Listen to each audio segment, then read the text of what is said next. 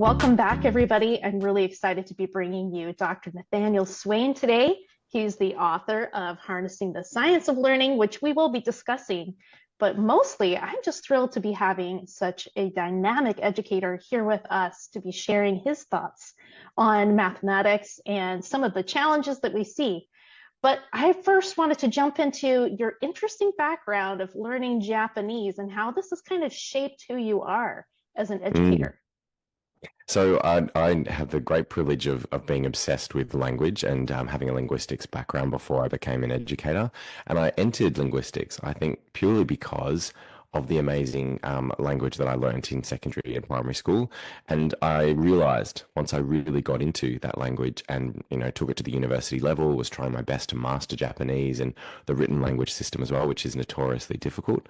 I think I realized that it was language itself and that Japanese was really just my gateway into that study of language that I was really fascinated with. And that's then carried me forwards. Unfortunately, Japanese carries with it much memorization of tens of thousands of characters, and those kanji were just too hard to keep in my brain. So I ended up dropping it in second year so it wouldn't affect my GPA. What did you find so particularly difficult? Just the more than the 10,000 characters, what else was difficult about it? And Japanese is really interesting. Like it's a language where the verb, so the thing that's doing something in the sentence, it doesn't occur until the end of the sentence. So compared to English, which is subject, verb, object, so you hear pretty quickly what's happening. In Japanese, you sort of have to, unless you're used to it, if you're a Japanese native speaker, you sort of have to zoom forward to the end of what might be a really long multi-line sentence to figure out what's actually happening. Because before that, you get all of this extra information, like in the bathroom with surprise, unfortunately, without much notice, all this extra stuff before you realize who's actually doing what to whom. So I think that was Mm-hmm. probably one of the biggest challenges is reshifting what information I needed to gain in order to understand what was actually happening in this sentence. So that was one of the biggest challenges, was that word order and the fact that when sentences get complicated, that word order is not as natural to get used to as it is for English speakers in their natural sort of subject, verb, object order. Yeah, absolutely. I can't imagine what kind of load you would have cognitively trying to learn all those characters, keep those details, and pay attention to the who and the what in the Exactly. sentence. Yeah. It's extremely difficult. So, with your linguistics background and your education and your speech pathology, I'm just curious if you have any notes for us on the math side about how is language such an important piece of learning mathematics? So, in many ways, maths is a language, and that's what's so beautiful about it. I think for all maths teachers, they need to realize just how much there is in terms of terminology, but also concepts. And Sarah Powell, a researcher from your part of the world as well, she does an amazing job at talking about the intersection between language and mathematics. And I think what we just need to make sure is that we don't assume that students know how mathematical language or mathematical terminology happens by itself. Like any sort of biologically secondary form of knowledge, we have to be really intentional about how we introduce terminology and how we show how the words then describe things in real life and in abstract sort of terms. So the concrete representational to more abstract, rather than just assuming students will figure it out. One of the things my son is struggling with at the moment, he's starting grade one, is sort of holding the idea of tens and hundreds in his mind and sort of getting the sense of the proportionality between tens and hundreds. And so, as we were talking about before the call started, he's trying to memorize some maths facts about what you can take away from 100 and what you get left, without realizing that what we're actually dealing with here is 10 tens. And then if we want to make it easy for ourselves, we can think of it as 10 tens and then 9 tens if we're taking away one of those. And then we've got some ones to play with. And I think that simplicity of language, even around ones, tens, and hundreds, and what that actually means regarding quantity, is really, really critical. And some students just don't get those fundamental place value understandings for a long time. Yeah, absolutely. And I think that clear, concise instructional language can really support the student in understanding the terminology that's in mathematics. One of our favorite tools that you could try out using with your son is craft sticks bundled into groups of 10 and then Yes, 100, 1,000. What we like about it is it has some girth to it. And when he's holding 1,000 sticks, it has some it does weight feel to very it. different, doesn't it? It has a Yeah. very different feeling. So Mm. What do you suggest with your given knowledge and background? How do we support students who've got some language-based learning difficulties in mathematics? So I think really having that sense of retrieval practice and review of those core mathematical terms and being able to use them with fluency. Students, obviously, if you're thinking about the instructional hierarchy of what to use at different times in your teaching, there's an initial acquisition phase where they're just learning what each one means and matching like for like, or finding examples and non-examples of that term, whether it's the names for the place value, or whether it's the names for the operations that you're undertaking. But essentially, you want to know if that after initial acquisition that they have a lot of time for fluency and for automaticity. And so retrieval practice becomes a really important part. If you don't have a maths daily review, for example, where you sprinkle in lots of different concepts and lots of different opportunities to manipulate those and perform basic functions, then daily review, even if it's 5 or 10 minutes at the start of your maths class, will make a big difference for those students who just need multiple exposures and multiple opportunities to correctly link different concepts and terms together. It's not going to come easily for them to just hear something once and then memorize it the way my son's trying to memorize maths facts. I know 100 take away 8 is 92. Like, he is trying to treat it like a language-based problem, and it is, but it's also, there's wider concepts that we want them to grasp there as well. Yeah, So that fluency with the absolutely. language and fluency with the concepts and how to manipulate them is what we're aiming for there. And it just takes a lot of practice and positive, error-free sort of practice in order to help that happen. Absolutely. And that was one of the things I really liked in your book is you were talking about there is no proof that there is a limit to what we can store in our long-term memory. And so, but the brain also has a limited working capacity. And you were talking about how can we remember and store information because it is true if we're not using it, we're going to lose it. So Mm. one of the strategies you mentioned was interleaving. Can you kind of explain for us what that means when we're talking about practicing? Yeah. So interleaving and its sort of cousin, which is spacing of learning, really is one of the important changes that really does need to happen, especially in maths instruction. Often, the best analogy I can think of is in mathematics, there are multiple strands and there's multiple aspects of mathematics that we can think of across the year. A lot of the time, we teach those strands separately in isolation. So we might do 2 or 3 weeks or 4 weeks even on addition, and then we do 4 weeks on subtraction. I'm not sure if it's the same in your part of the world as well, but that blocked practice or massed practice is really what that is showing. And that kind of practice or learning does not necessarily promote long-term retrieval or distinguishing between similar problems that actually might be the opposite or quite different to each other. So interleaving, on the other hand, is where you do go back and forth more rapidly between different strands within the mathematics curriculum. So you might actually have 2 days on number and algebra, so maybe addition or subtraction. But then you have 2 or 3 days looking at other parts of the curriculum as well. So around shape, geometry, measurement, statistics, and probability. So those different strands depending on your year level. And so the best analogy I can have for you to understand why the blocked practice mode doesn't make as much sense, it's imagine if we were teaching English in that way. So taking the three main strands like reading, spelling, and writing, for example, and teaching them in a blocked way. Okay, we're going to do 4 weeks of reading, and then we're not going to come back to it for another 8 to 10 weeks, and then we're going to do just 4 weeks of spelling and just spell one word at a time and talk about spelling, and then we're going to do 4 weeks on writing, and in between we're not going to do any of those other things.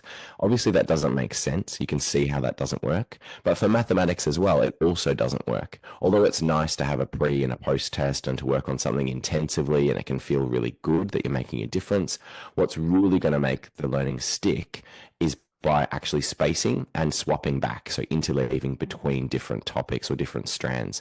And in that way, students are able to start to forget some of the concepts and then be forced to retrieve them. That's Recall what it makes back the up. connection stronger. Yes, absolutely. I love that. And I really enjoyed the chapter on mathematics in here. One of the things that Good. Yeah.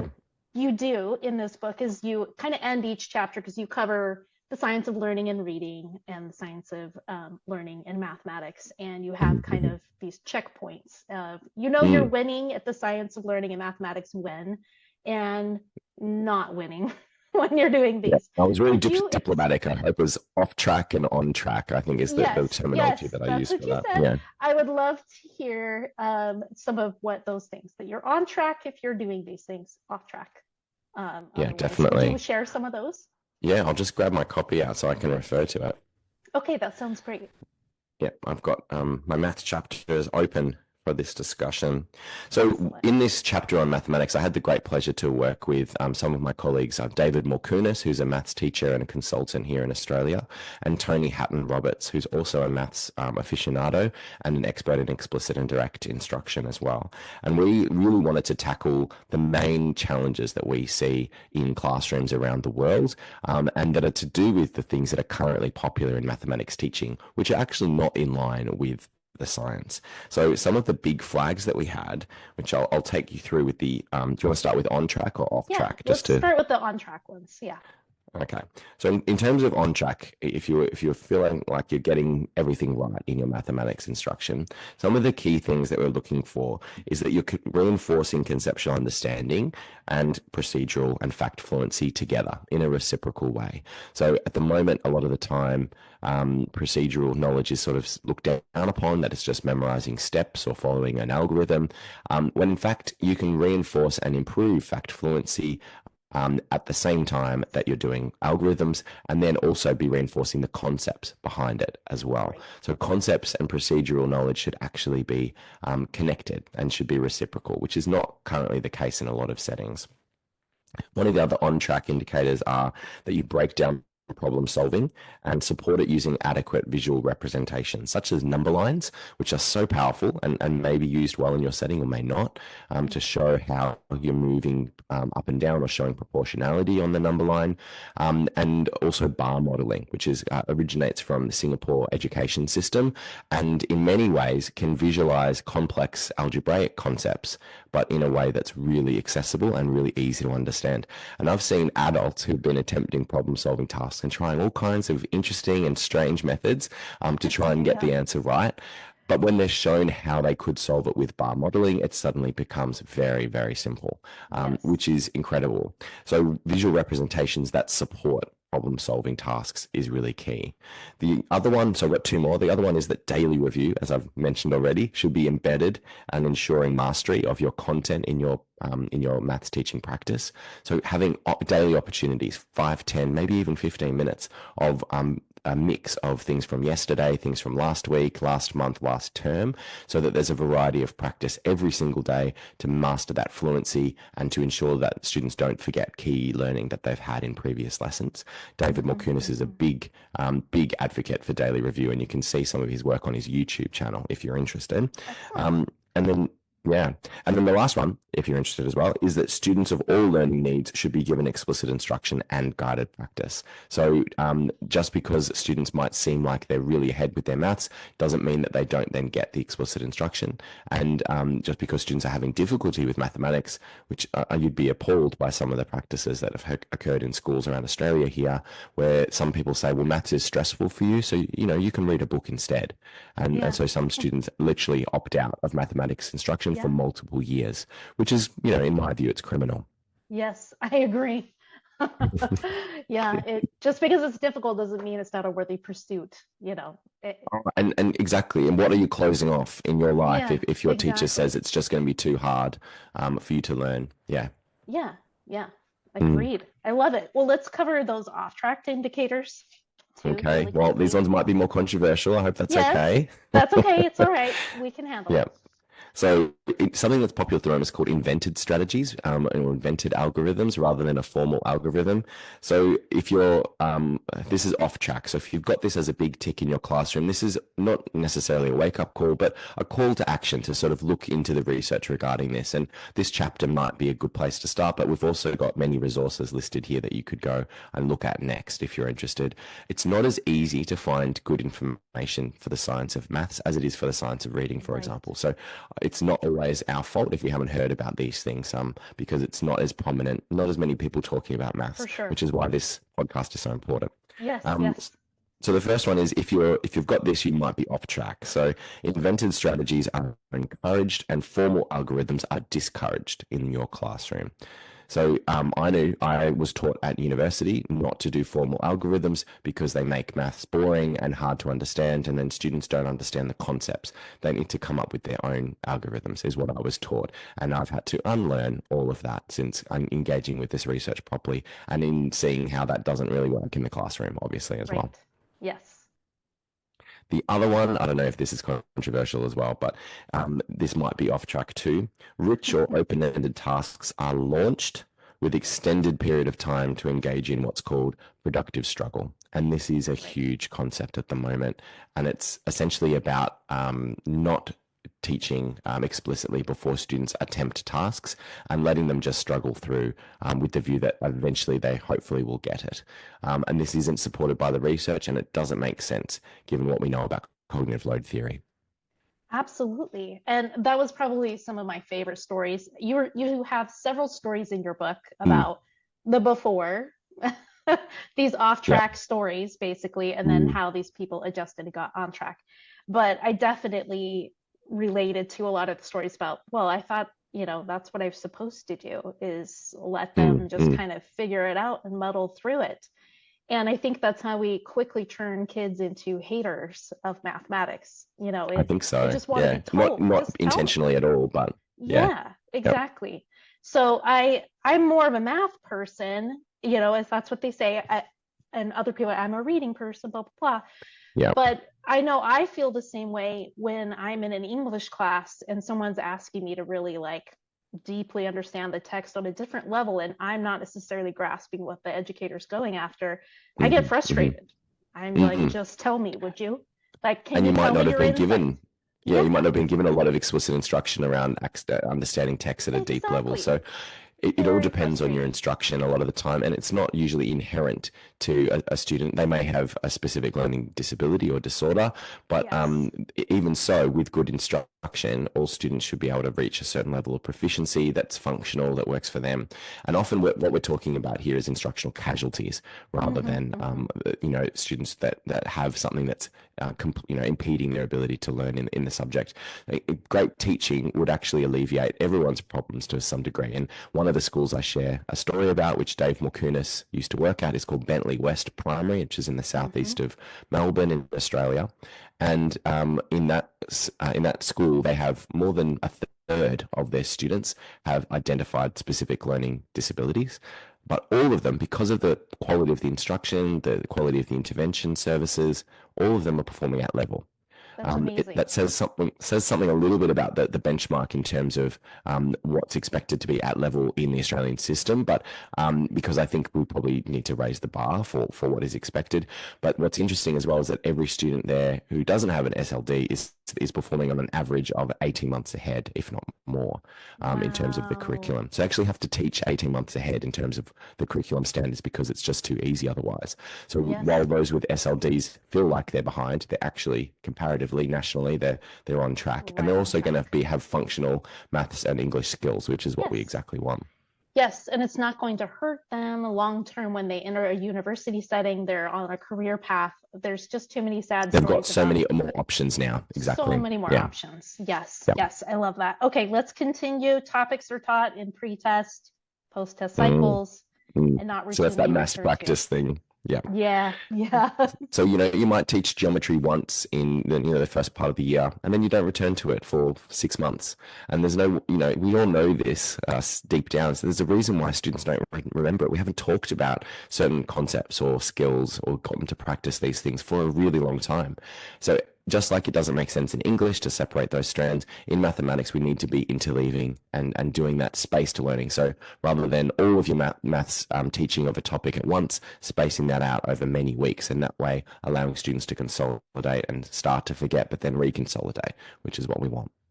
I love it. I love it. Okay, let's do the last one. It's This is a controversial as well. really tough one. Yeah. So I've seen this in some schools, maybe out of necessity, because there is such a huge gap between their high performers and their low performers. And I'll put some caveats in there around this. But essentially, if your school only teaches mathematics in high, medium, or low performing groups, this is also an off track indicator, mainly because it basically kicks the can down the road in terms of the problems that might emerge. The low group will tend to go slow. the medium group will go at a regular pace, and the high group will go higher. So rather than streaming, catering to the needs in a more productive way, essentially they could actually lead to greater differences between your higher and lower performing students. What's probably going to serve you better is a multi-tiered system of support where you have high quality instruction happening in the classroom with a low floor that everyone can access, and then a no ceiling. So in that same lesson, students can continue challenging themselves and going much further, creating their own problems, etc., etc. But then you have additional small group instruction or specialized one-on-one instruction for those students who still need more after that tier one instruction.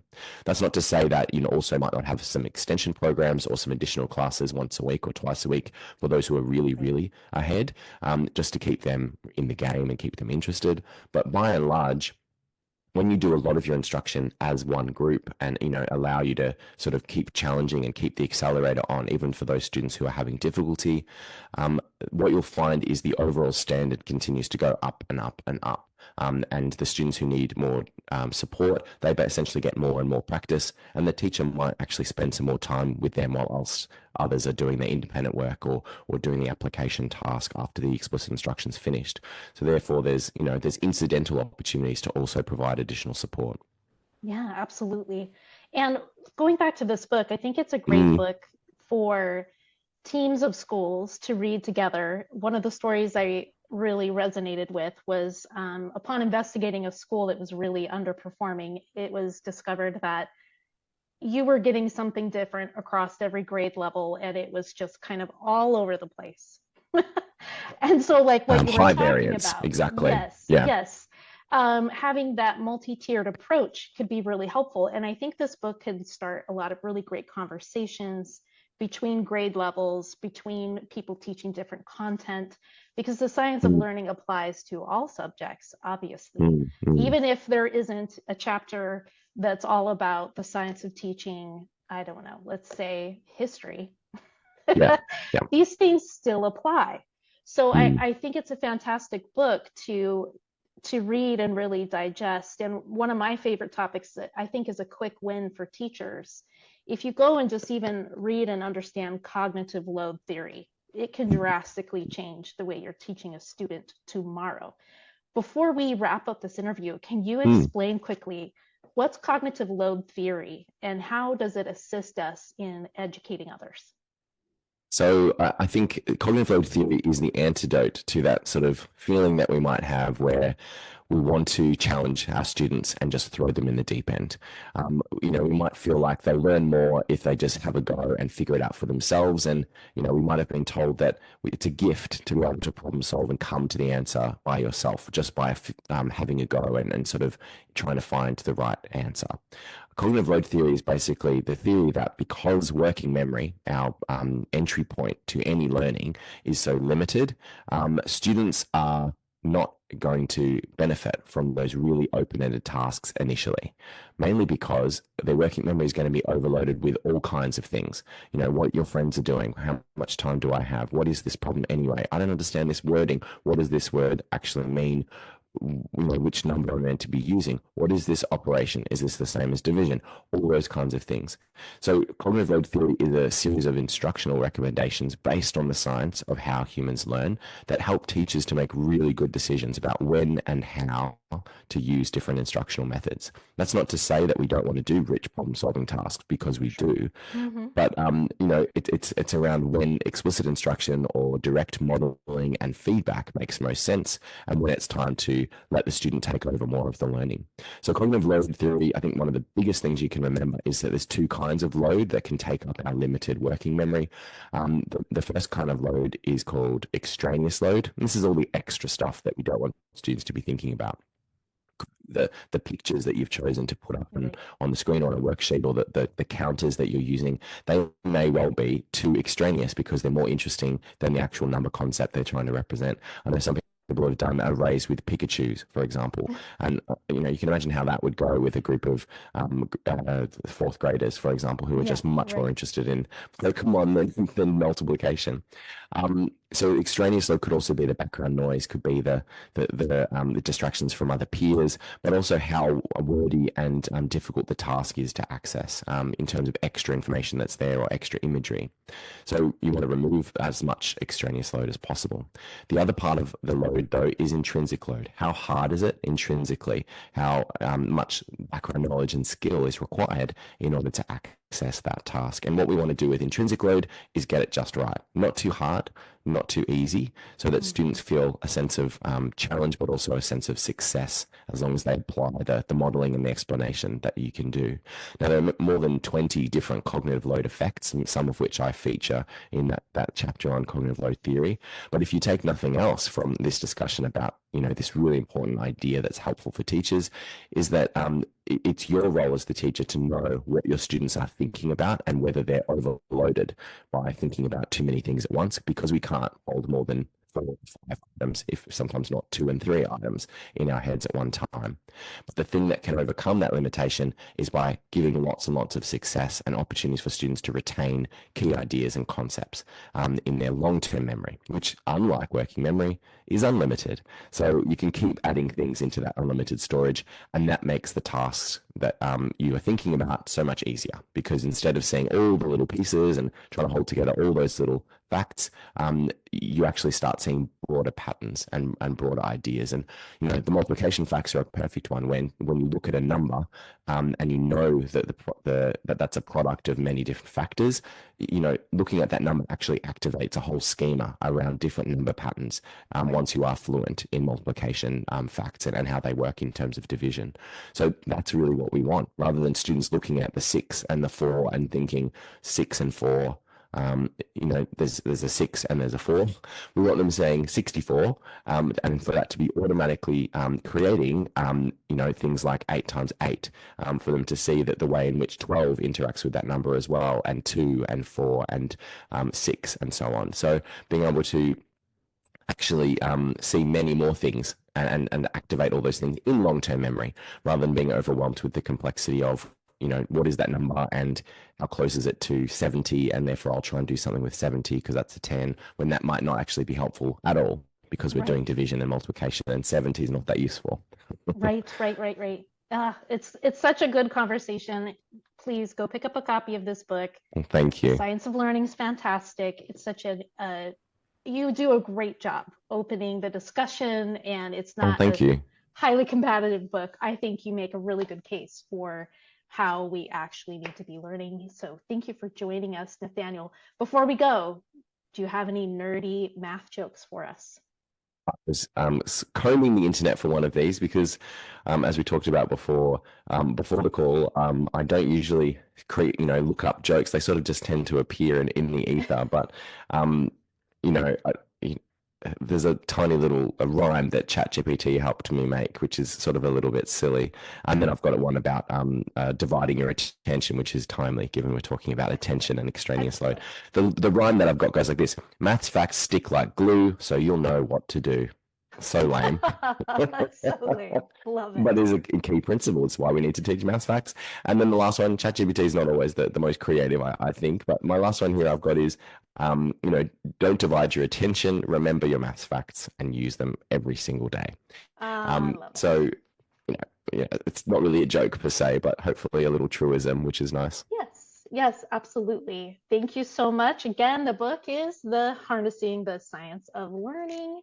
Make sure to check it out. Thank you, Dr. Nathaniel Swain, for joining us. Thank you for having me, Adrianne. It's such a pleasure.